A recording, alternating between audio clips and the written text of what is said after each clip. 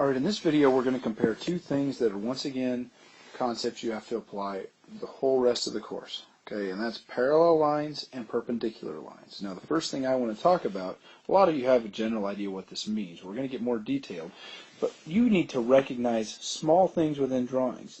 This set of arrows right here, one arrow on each line, that's a way of matching these up and saying these two lines are parallel to each other.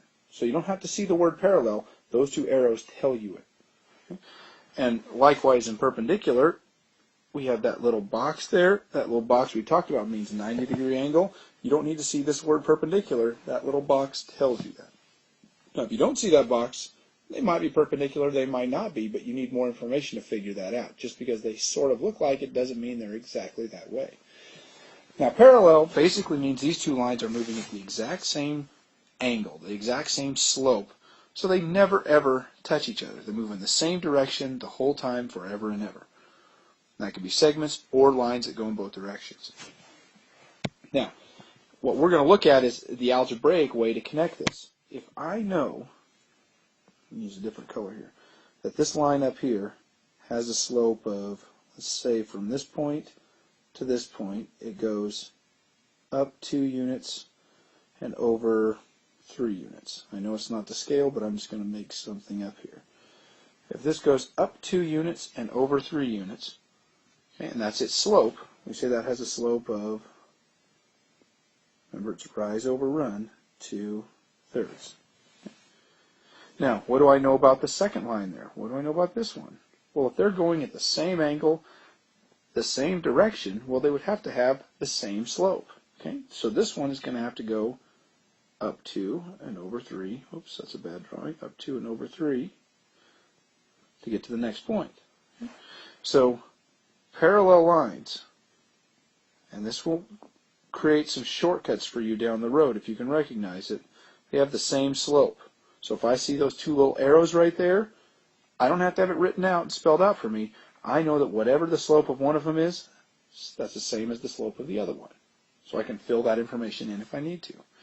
Now what about perpendicular? How are they related? Well, you can see in the picture, they don't have the same slope. They eventually intersect. They collide and run right through each other somewhere, but it happens to be at a 90-degree angle.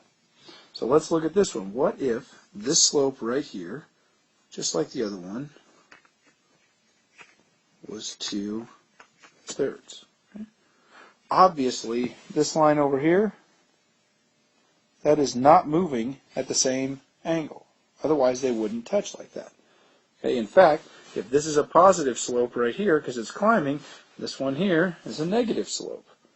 So how are they related to each other? Well, they have a special relationship. They are opposite, okay, which we can see by the negative and positive. That's what that means. They're opposite slopes, and they're also reciprocals of each other. So here's another shortcut we can use later on. Remember, reciprocal just means I take the fraction, that ratio, and I flip it. So if this is 2/3, my other one is going to be -3/2. Okay, the negative means it was opposite, and the reciprocal means it was moving the different direction. Okay, but still in relation to this. And if they're perpendicular, that's always true. So that's a nice thing. If you see this little box right here, that little box tells us a lot of stuff. That little box says, if I got one of these measurements for slope, I could easily fill in the other one. I just have to do a little bit of figuring and flip it. Okay.